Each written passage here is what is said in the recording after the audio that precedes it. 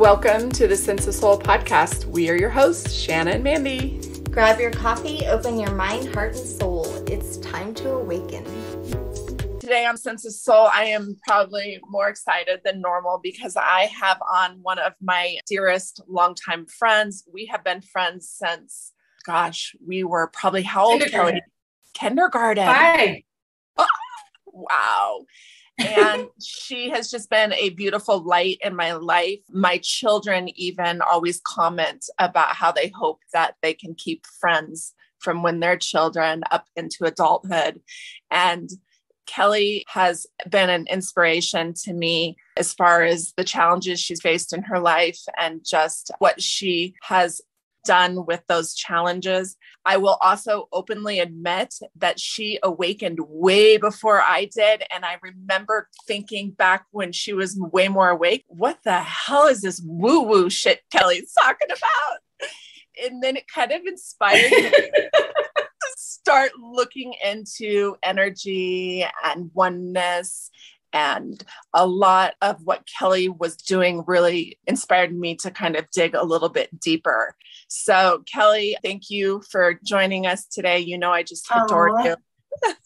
Thanks, Mande. That's really sweet. I adore you so much too. Yeah. And then we have on her dear friend, April. So April and Kelly wrote together this beautiful book called Exposure. And that's what we're going to be talking about today. And it so aligns with Sense of Soul because our listeners know that I absolutely love stories. And I think by sharing our stories, it helps to create connection and it also helps people to have understanding.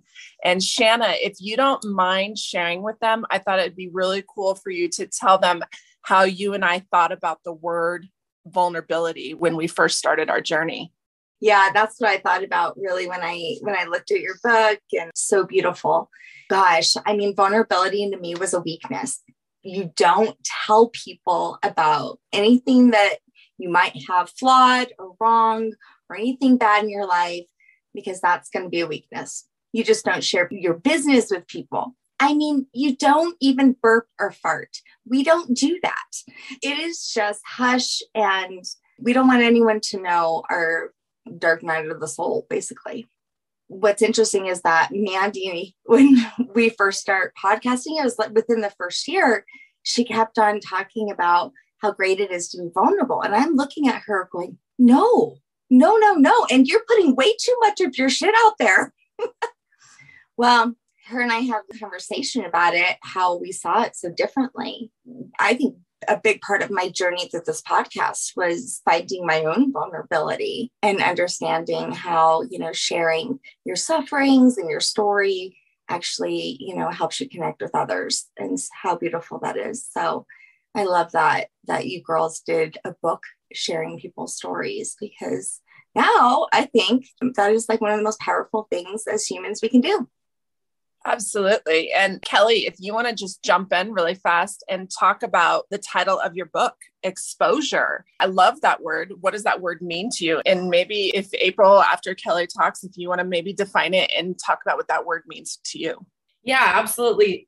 Choosing the book title was difficult because, like you touched on, Shanna, vulnerability is a tough thing, but it's also really beautiful.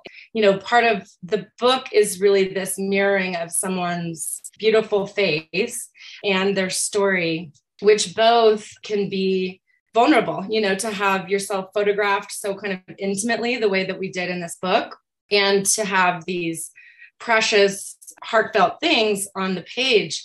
So, initially, I think our title was Through Our Eyes. And then we changed it to Exposure, which still to me sometimes feels a little bit uncomfortable because it feels like we're exposing people, which isn't always seen as a good thing. But when you look at it from a photography standpoint, it's about revealing an image through light. And it really is an exposure on a piece of film.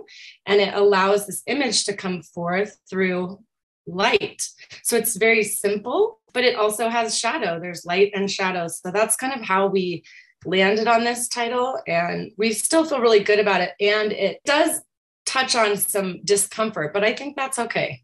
Yeah, I agree. Like walking that edge of what's comfortable and what's uncomfortable, and asking us together, all of us who participate in the book, to stand maybe more so on the side of discomfort, which is where growth and power and transformation actually occurs. Being in that place together, because Kelly and I also are in the book, we shared our stories, which felt incredibly vulnerable and still do, to have those out there. We understand to a certain degree what the participants have felt being in this book, and that quality of feeling exposed. Because Shanna, I relate with a lot of what you said, as far as I don't share much about myself and I keep that private, and that's considered a weakness to be vulnerable.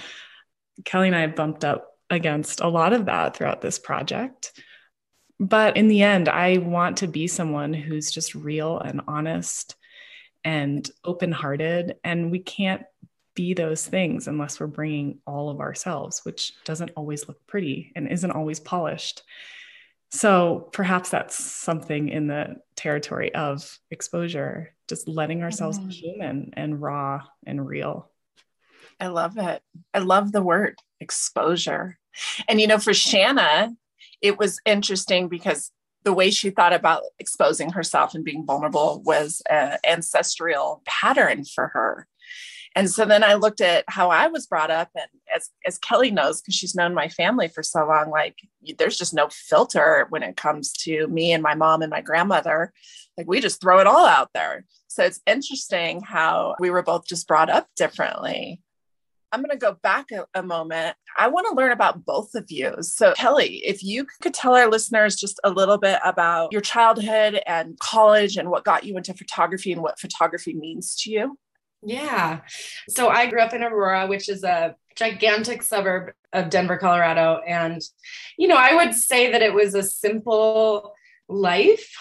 I had great friends, I could walk to school. My sister and I, my one and only sibling, I do have step brothers and sisters now, but we had a really simple life. My mom was a teacher. My dad was a salesman, and we kept life pretty simple. What got me into photography was really traveling with my dad. So my dad was into photography. He was kind of the family documentarian, and I just connected with that. I really connected with my dad. My mom was more of the disciplinary in the family, and my dad was more like the fun friend. He was always making jokes and going on adventures and trips. And with his career, he was a traveling salesman. So I really connected with that. And a couple times he would take me on his trips, and he would just kind of hand me his camera. And that's what I would do when he was working, was kind of play with the camera and run around. And then he gave me my first camera, which was his old camera.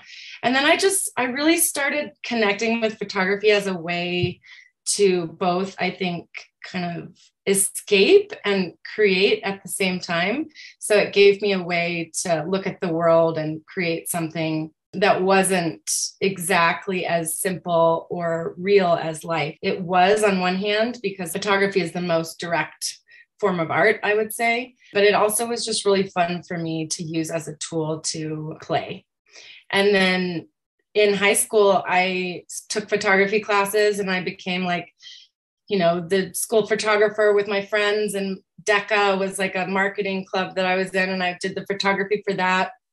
And I think from the beginning, as I would learn to print images and share them with others, it became this really beautiful conversation. People loved seeing the photos, and it was just a really great way for me to engage with people. I think to a degree I was a bit shy. I don't know if Mande would agree with that, but I think from our group of friends, I was probably the most shy. And so photography was a way to express myself without speaking. It was a visual art, and it was a great way for me to engage with others. And I did photography in high school, and then I went to college and at CU Boulder, and I was really, really interested in psychology at the time because my parents had just gotten divorced, and I was like in this whole, existential crisis a little bit through that. And I became really engaged with psychology.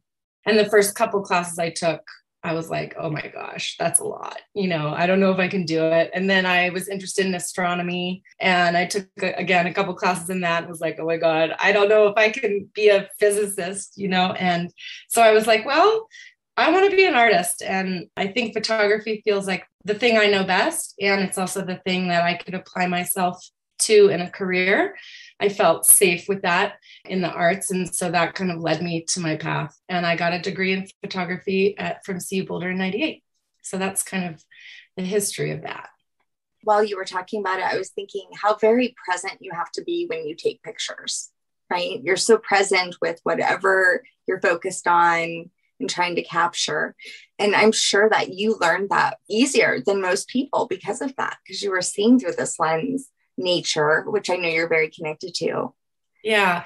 And it's also kind of like a way to slightly remove yourself from people. It kind of creates this layer. So as a shy person, it was kind of a great way for me to witness and be observant. And like you said, be really present. It's fascinating because as I developed into my career, I was a documentary wedding photographer, and it was almost like you were invisible. You wanted to make yourself invisible, which has its dark side as well. But really being able to observe what's going on around you is definitely a skill and an art and a way to connect. But again, like I said, there is a little bit of a dark side to that. That is amazing. I think I probably wouldn't be a good wedding photographer. I'd be crying and hanging out with the family. I would have been drinking with them, and they would have gotten pictures. Yeah, I mean, when people would approach me, it'd be like uncomfortable because I'm like, oh, you see me? I'm actually here.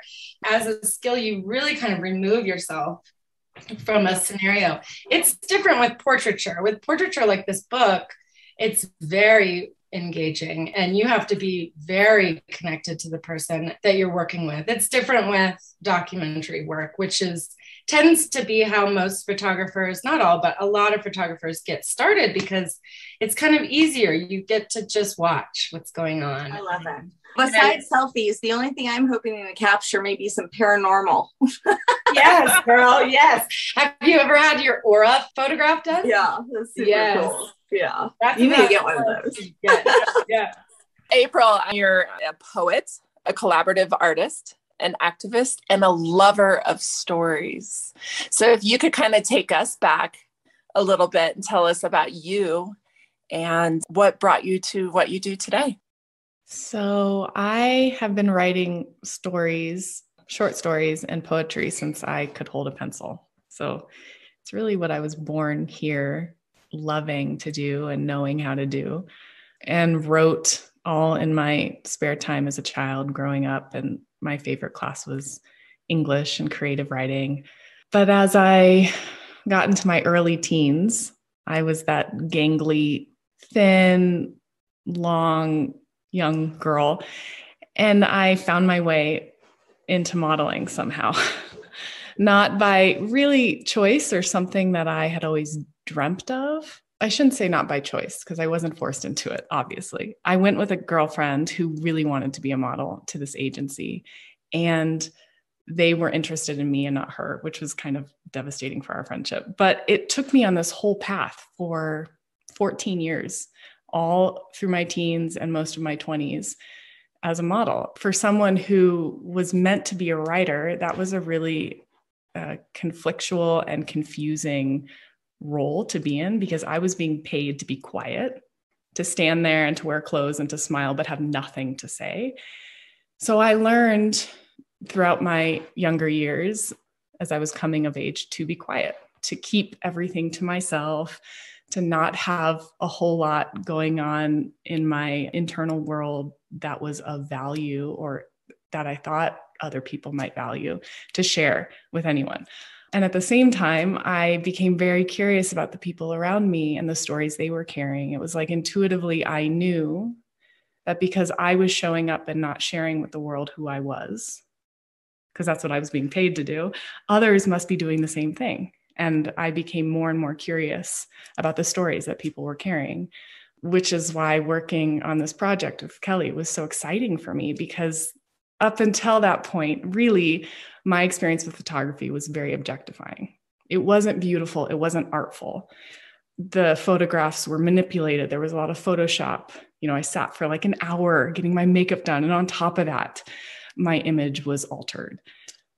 And really, it was in service to consumerism, to people looking at these images and then wanting to buy the things that I was wearing, as opposed to, having some sort of soulful or heart expansive experience by looking at the images, which, if you're familiar with Kelly's photography or you see this book, that's exactly what her work does. It's so, heart expanding and real. Like, there's not touching up and there's not manipulation. It's like she captures the rawness of, in this project, humanity, but of course in her nature images as well. There's such a real essence that she touches into that I felt really excited to be a part of, because I think I really did have some judgments around photography because my experience of it, again, was so objectifying.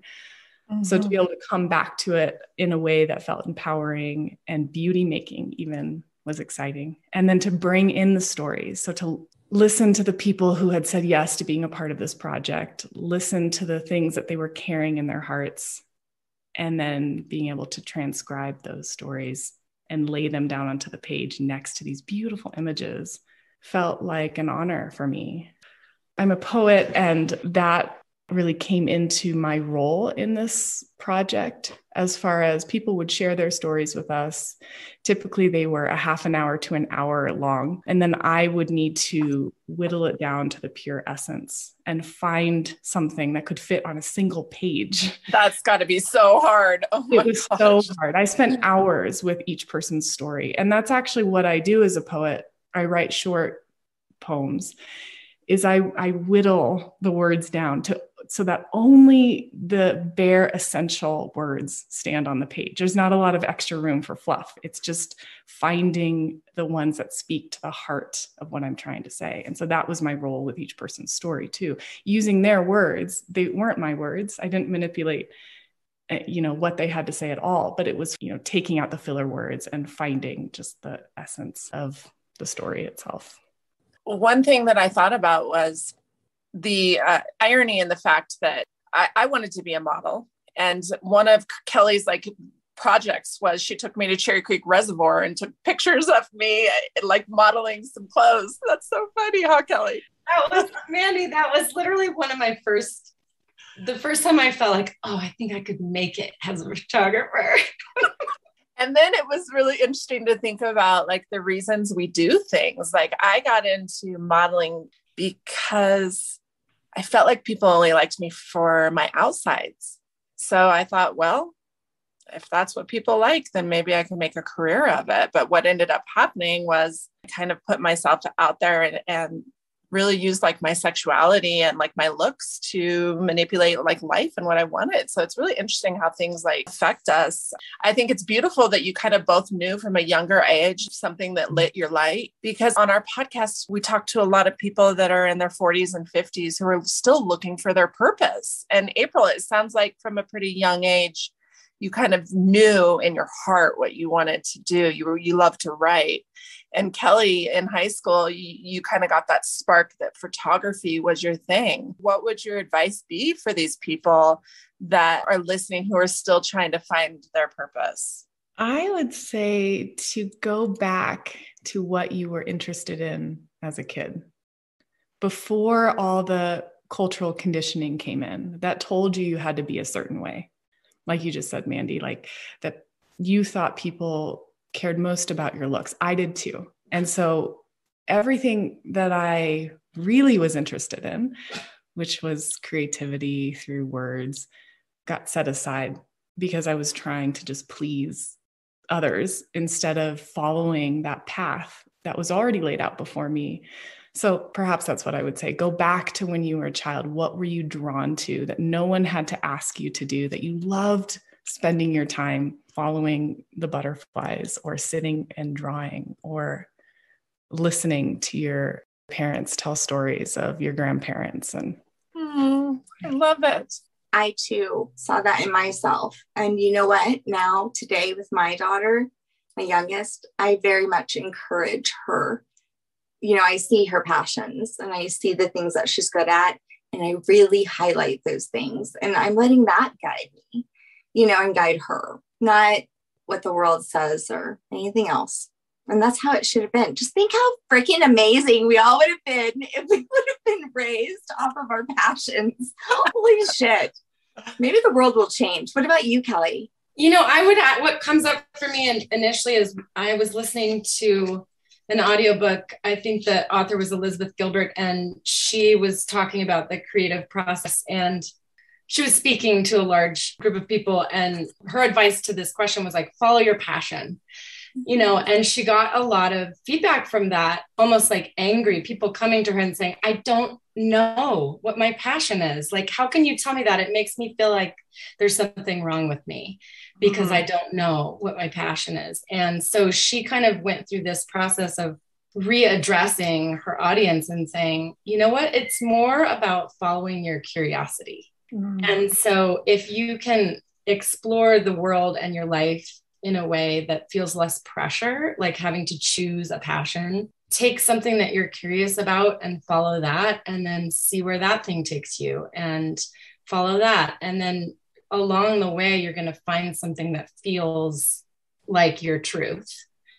And it may be a process, but that can be part of the magic, is kind of surrendering to that process and not feeling the pressure of like choosing one thing. Mande, what did that one guy say in that you love so much? He said, what breaks your heart? Yeah, ask yourself what breaks your heart. So like, for example, I asked my son and he said, the way we treat our oceans. And I go, then that's your passion. And so when you go to college, think of something that you can intertwine that with a degree and choose to do for the rest of your life. So that I loved that. I loved that question. Kelly, speaking of whittling, you had to whittle down too. I mean, I can't imagine you only took one picture of each person. Oh yeah.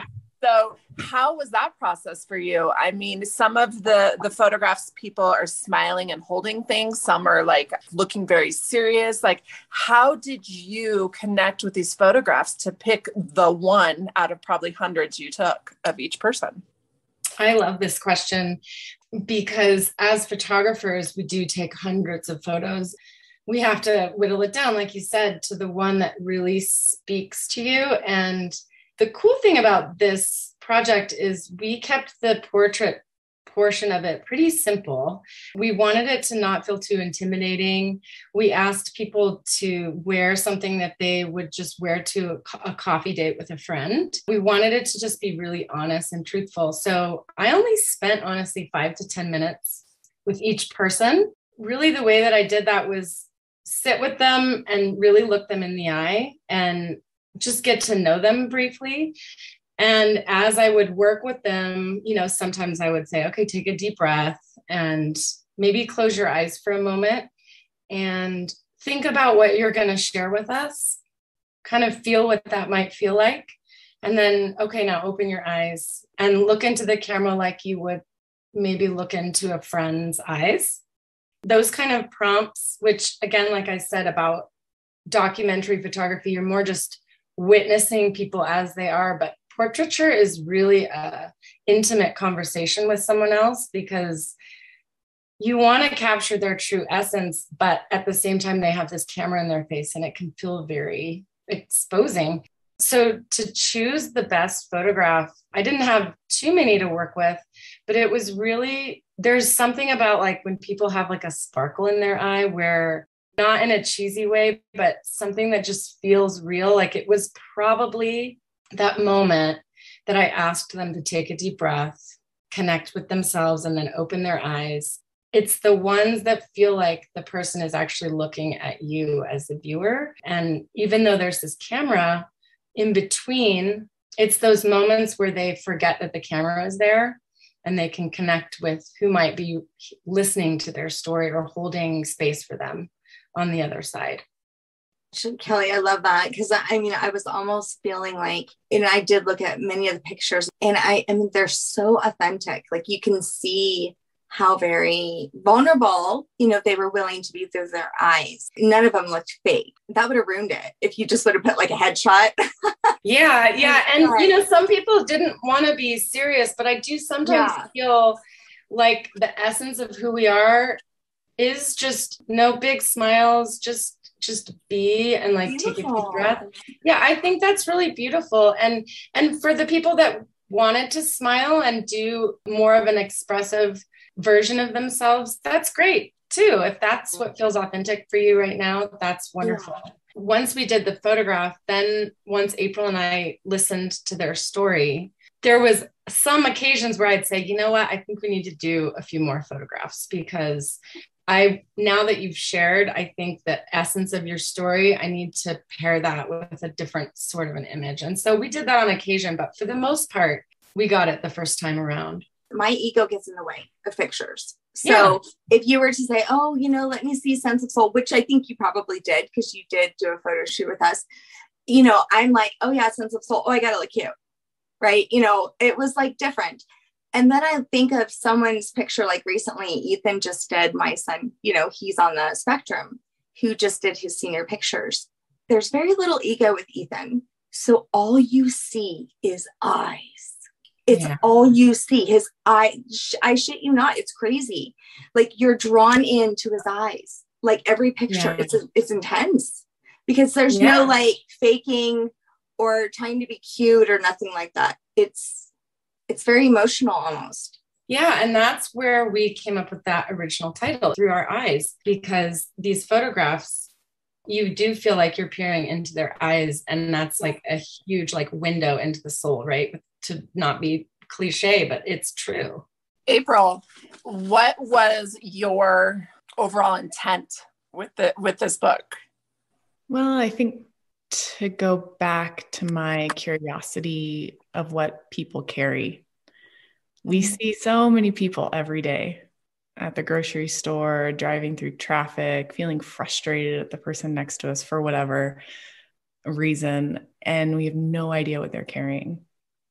Yeah.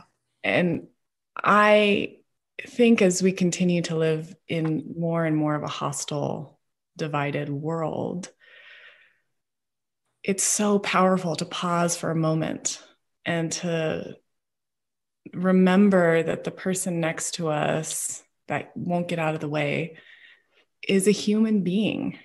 I think dehumanizing others is pretty lazy, but it's something that we do when we're in a rush or when we're feeling strapped ourselves for whatever reason. So I think that it's healing for the times that we're living in. Yeah. And that is something that I feel when I sit with these stories and I look into these faces and I see the things that these people have lived through, the courage and the tenderness and the honesty. It gives me strength to continue on. And as we were writing this book, the story that I share in the book was of my mom dying of cancer. That happened during the years that we were working on it. And it was a horrible time in my life. My days were so hard to get through. That's something that kept me going with this project, is that I'd show up, I'd listen to other people, and somehow they made it through these really big experiences. And I kept putting one foot in front of the other, but it's true. It gave me courage. I don't know if I would have survived those years had it not been for this project. Like getting out of my own story and being able to be with someone else and theirs for a time. And remembering I'm not the only one in the world who goes through hard things. We're all faced all the time with immense challenge and heartbreak and beauty too. There's a lot of that in this book as well. Just so much beauty. I'm so sorry for your loss. I lost my dad. And as we get older, I see a lot of this. And it's just so sad getting older. But Mande and I were making a deck. And we had to do this several different times. And I'm just wondering if you guys ran into this. Because I know, Kelly, you said after April wrote some of these things, you wanted to go back and take another picture. So like when I would create a card, the art, Mande would maybe do writing, but it didn't really tell the story of the card. So then we're like, crap, okay, well, maybe we should do the art first and then do the writing. So that way you're able, because when you see it, you want to be able to tell the story of what they're visualizing, or what they can see. It's about alignment, right? Like, I think that this project is so much about trying to capture someone's truth. And I think sometimes when we go out into the world, we put on these masks and these faces to show up in a certain way. It's not always in alignment with how we feel or who we are. And so the process of creating a beautiful portrait that captures someone's essence and pairing it with a story that wasn't really meant to be, about who this person is. These stories are not about, okay, this is my life story, this is who I am. This is just something that I experienced and that I went through, and that I maybe overcame or that I carry with me. But it's really about letting the image and the story kind of blend into one and be aligned. And I think that taught both of us so much about just showing up as we are in the world. And, and in the creative process, like what you're talking about with your deck, it's like, it's the same thing. When we create something, sometimes we're bringing to it like a projection of what we want it to be or what we want it to look like, but that's not exactly what it is. And so we may have to go back and be more honest about what we're trying to share with the world through our work. Do you want to add anything to that, April? I guess what I would add, putting a punctuation mark on the end of what Kelly just said, as far as we have a projection or an expectation of what our work is going to look like. And I believe that everything we create is alive. So if this is a living thing that we're in service to, it has its own idea of what it wants to be. And it very likely is not revealed to us like in the beginning, but through actually the devotion of working on and towards the project itself. Then it starts to reveal, okay, this is how I want to look, or this is the feeling that I'd like to create when someone holds me in their hands, or, views me through their eyes. So I really think it's about listening.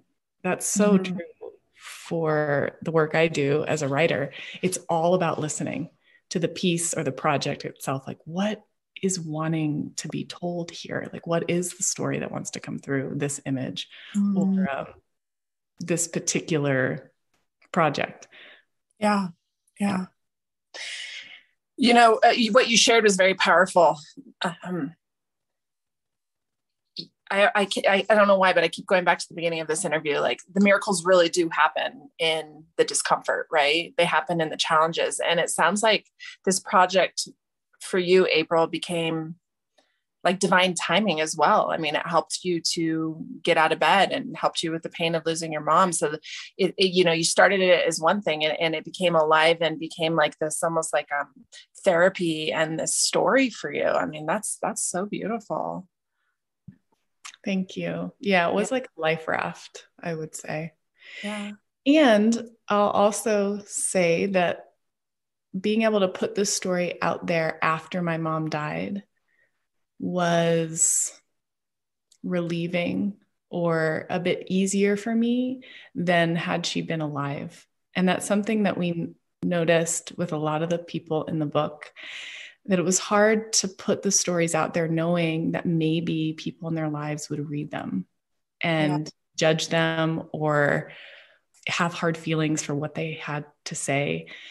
So I think in my case, it felt a bit easier because the story was about her and about the process of her dying than if she was alive and she had to read those words. That was something that we came, up against a lot throughout this. People pulled out, a number of people pulled out because they were just uncomfortable in the end having anyone read their stories. And I don't credit that to any person in particular, but I, again, look at the hostility of the world that we're living in and how people are very judgmental. And it's sad that we can't just show up as who we are and stand in, this is my experience. It might not be yours. It might not be the way that you saw this certain thing, but this is how I experienced it. And it's okay that I have a different perspective than you have. And I'm going to share that. But because we live in the times that we do, a lot of people have felt very self-conscious, uncomfortable with having themselves seen in that way, which feels sad to me.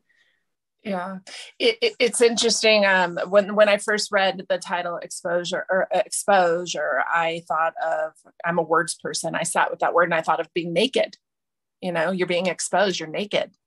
You're stripping everything off and you're just exposing yourself. And part of me was like, whoa, it does feel uncomfortable, but that's really what you're doing. And the irony in that is that's how we all start out on earth, is naked. So why are we so uncomfortable with it? It's because we've been conditioned to believe we have to be something or be perfect or, I will say, and Shanna, I know you have a question, but I just wanted to add real fast, this divine timing of it happening during your challenge. I also think it was divine timing as far as when it was put out, when it was released, because when I look at just even the cover, I see so many different people from so many different places from all over the world that look so different. You even have someone, in a wheelchair, all different colored skins, different color hair, different color eyes, different color physiques. And right now, Shanna and I recently are really trying to talk a lot about this separation and about race. And so, with where we're at, I think people are starting to take a look past the physical. And when I looked at your book, it showed me, we all look so different, but we all also have a lot of similarities, challenges, pain, no matter where we're from, no matter what we look like.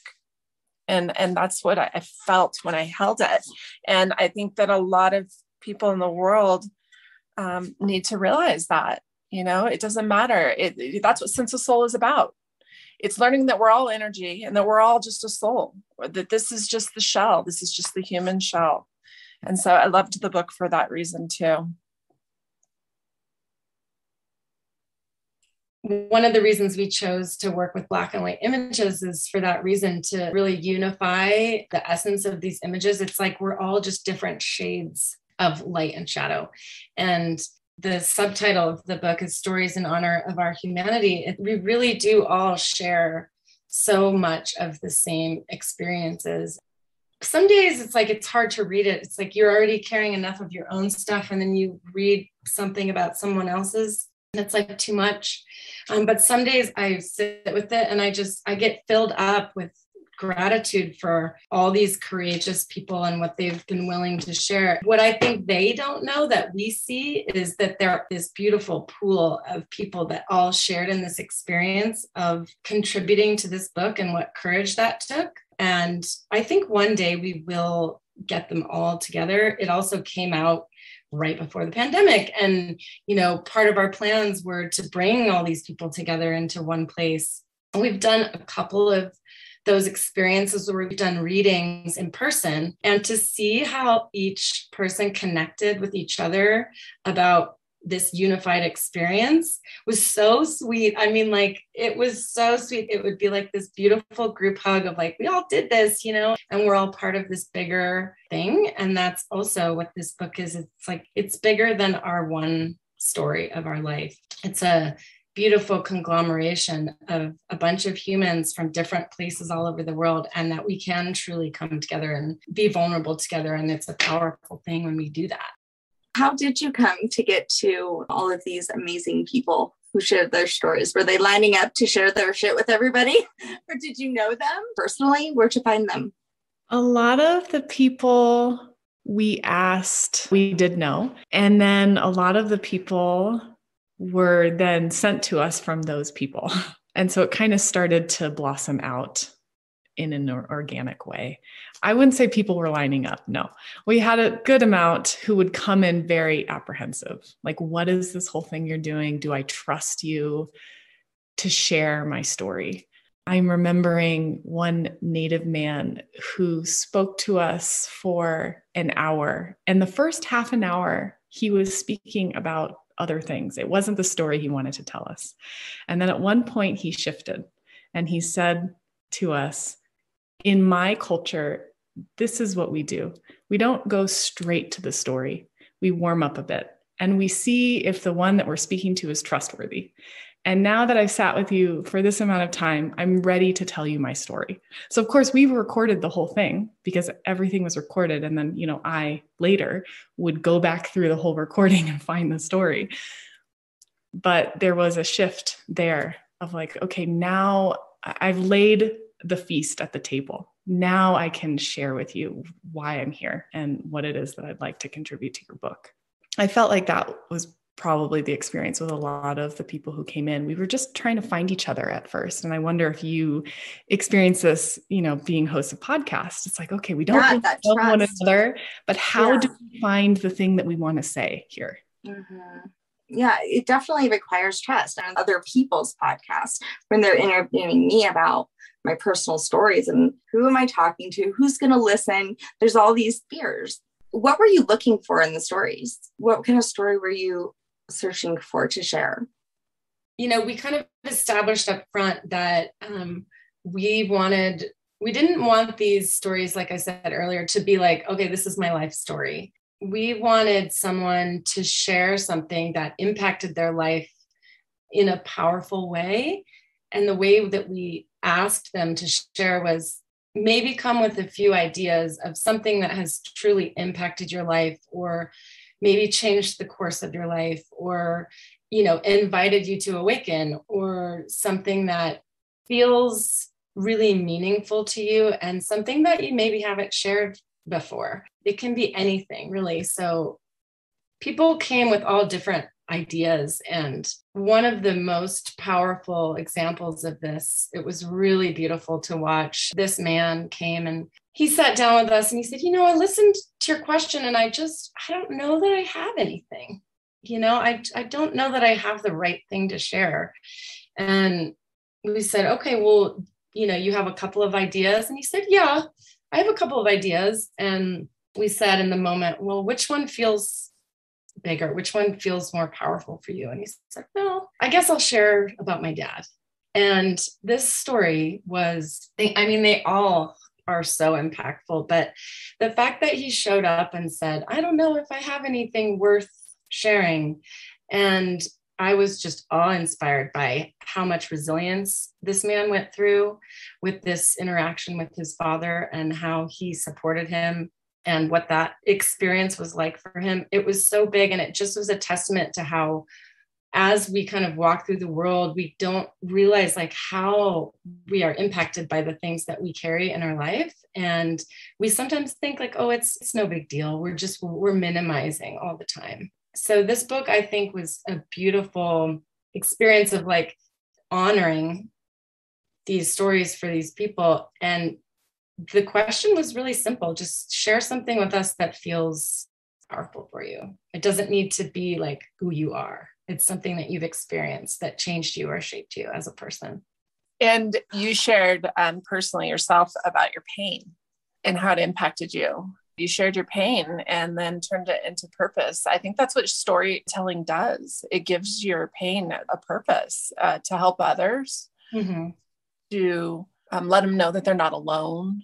Yeah. To let them know maybe a little bit of encouragement, like you can get through it. You're supported. You're loved. You're okay. There's others out there. I mean, everyone's pain is different or experiences, but I mean, isn't that why we're all here? Should be connected. Yeah. And I think sometimes when we're like really in our pain or in our suffering, we kind of question like, how am I going to get through this?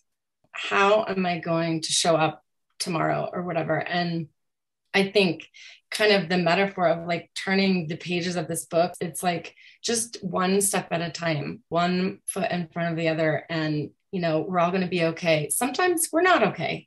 In that, like, that's okay too, because we all have been through times where we're not okay. But that if we can know that we're not alone and we can see others getting through their stuff and moving ahead, one day at a time, it gives us hope and unity with others.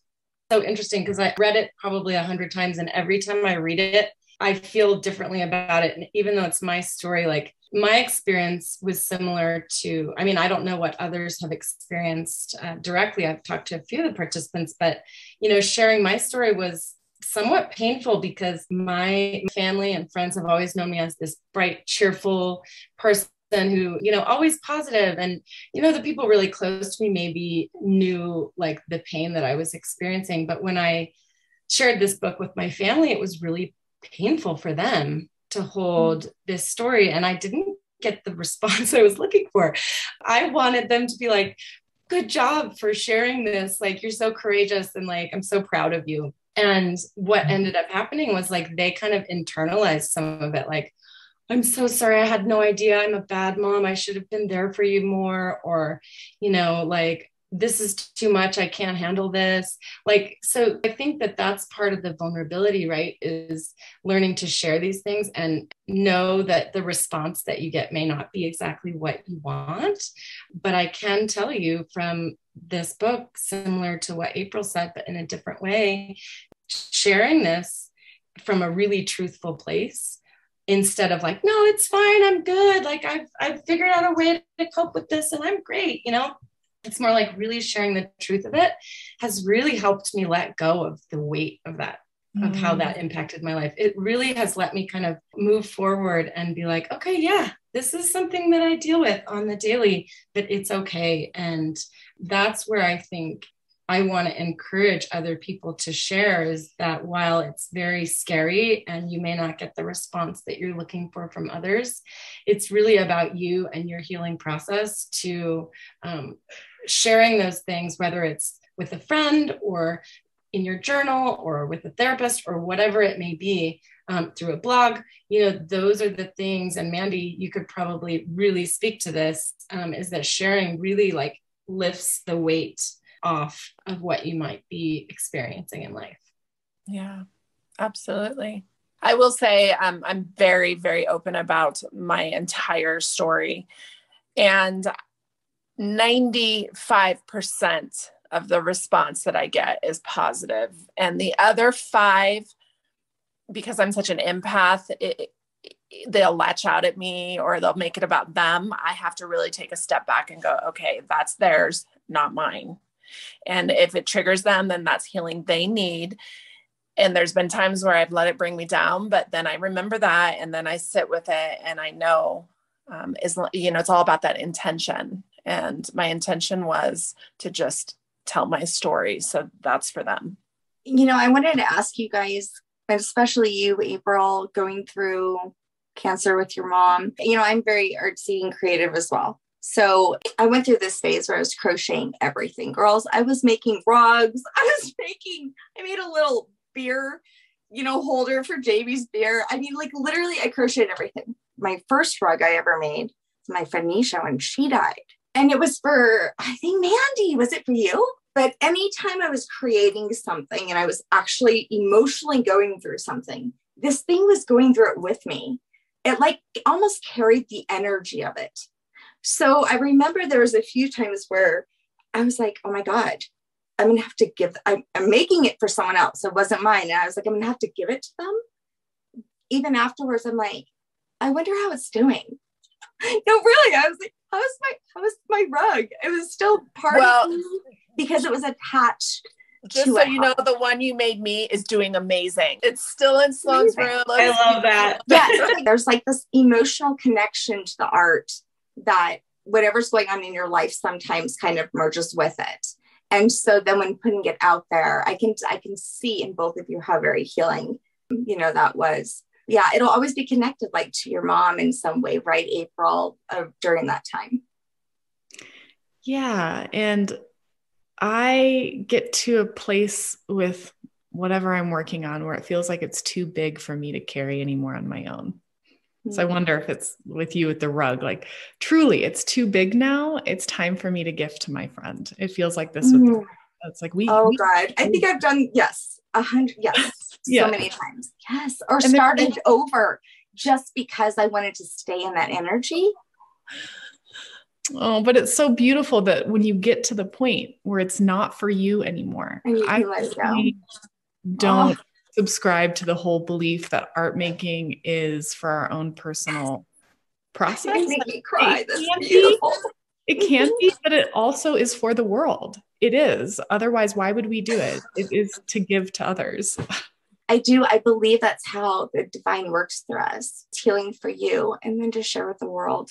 I mean, it's a beautiful piece of art on both ends. Oh, thank you. Yeah, thank you so much. It's so And great. you know what else is beautiful? This just like spoke to me, hit my soul when I read it again.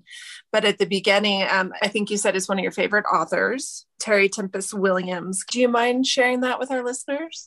Sure. Yeah, this opens the book, and it's from her book called Erosion. Early in our evolution, we discovered as Homo sapiens, through need and necessity, that our imaginations can summon power. Fire became a dream ignited that enabled us to feed ourselves and gather round to share stories. Stories are power. Power resides in community. When power is denied, it oppresses others. We can resist, and when we resist together, something else can occur. Something new emerges. This is the essence of erosion and evolution in human time, in geologic time. Transformation can be slow or catastrophic and quick. It may be a cataclysmic moment, or it may happen incrementally over time. Deep change requires both, and it is not without its ruptures. It can be associated with devastation or determination. It can also be beautiful. Weathering agents are among us. This is a time of exposure. What do you guys hope that your readers will get from this? I mean, that's a big question because, like we've been talking about, this project has become bigger than us. And so it's really like surrendered to what people will receive. We have no idea, but what we would hope is that their hearts would be touched, that they would have a moment of calm and realizing that being human is hard, and that they might feel some sense of peace, knowing that we're all in this together and that their stories and their experiences too will be received with grace and love, and just be inspired too, to be inspired by other people's stories, because this is not just a book of heartache. You know, there's some really beautiful stories in here about what lets someone connect with their spirit, or how they found God, or their love story. There's so many beautiful stories in this book that speak to all ranges of life experience. And I would just hope that people feel inspired and unified to a degree with the other people in their life that they know and the people that they don't know, and that maybe they'll start having a little bit more kindness and compassion for other people in general, and break down some of the barriers that we hold and assumptions that we have about others, and just know that we actually are all here on this planet together, all of us. And also, I might add that people could read these stories and feel the courage in their own lives to be honest and real, and to let go of the facade, and to not have to be perfect, and to say, this is my humanity. And sometimes it's messy, and sometimes I can be vulnerable, and that it can be a source of power and beauty and not a weakness. Yeah. This has been awesome. Give a massive shout out to yourselves. You're so humble. I want you to take a moment. I want you to talk yourself up. I want you to tell our listeners about I want you to tell them about what you're doing today. I want you to tell them about your amazing soft robes that you have as well. I'm serious. I love your robes. Just give a shout out to yourself. What do you got going on? Oh, you're so sweet. And being humble is good, but I agree. We all need to give ourselves some props once in a while. I will start with this because this is a really fun thing that I discovered. I was cleaning out my desk the other day, and I found I had this job about 10 years ago, and I had to write down my, 1, 5, and 10-year goals. And in my 10-year goals was to publish a book. And at the time I thought like, I don't know, that seems so big and scary. And I don't know if I could do it. And what's it going to be about? And I had envisioned it very different.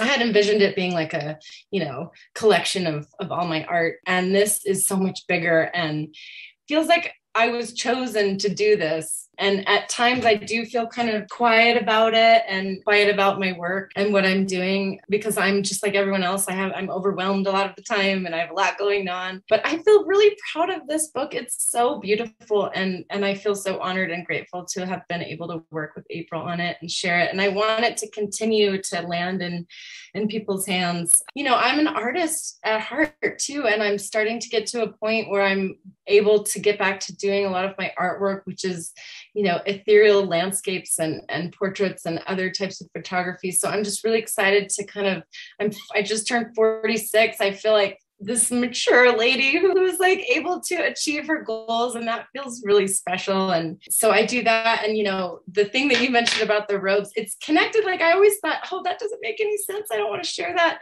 But the beautiful thing is that when I was diagnosed with rheumatoid arthritis, which is what I share in the book, I had to really figure out how to support myself because I couldn't do photography at the time. And so I created this little website dedicated to self-care. And it was like, I sell spa robes and they're like the coziest, most comfy thing. And this business started as just an experiment with, can I do this? Can I create something that will support me in my love of spa life and support me in being comfortable with my illness, and also just financially.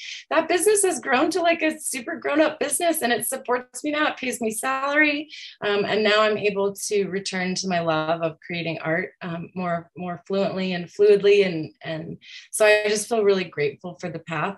At the time, it was the worst thing that could have ever happened, and now, like you said, turning my pain into purpose.